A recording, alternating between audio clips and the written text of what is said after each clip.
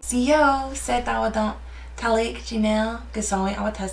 my name is Sed. I live in Tahlequah and I am from Muskogee. I graduated from NSU with a degree in Cherokee education and I have a minor in English.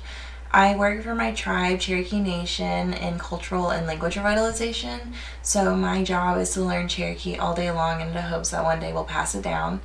Our language is critically endangered. We have roughly 2,000 speakers left. The majority of those speakers are over the age of 40, and the majority of those speakers are over the age of 60.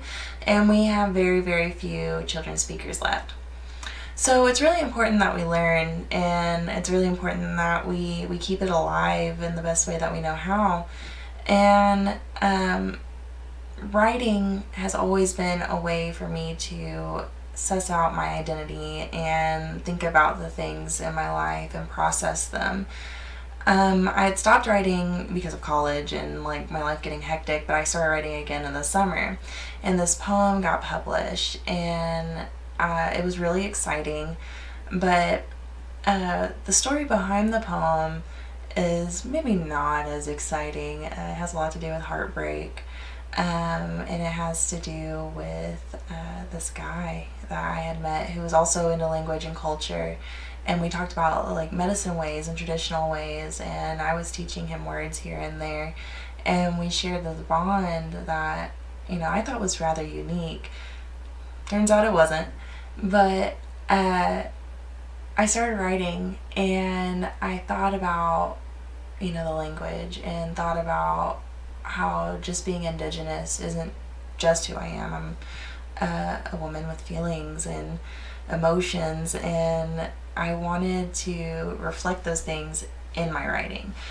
So I'm going through all of these identity things and the situation that I had ended up in, and I thought about this word adanvto. Adanvto means heart.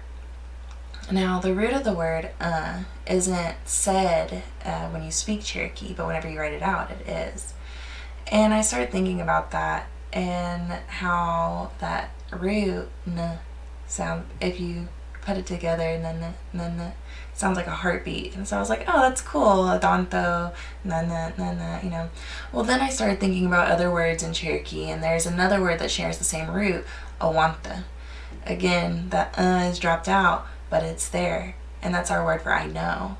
So basically, when you get to thinking about it, like what's in your mind is in your heart, and what's in your heart is in your mind.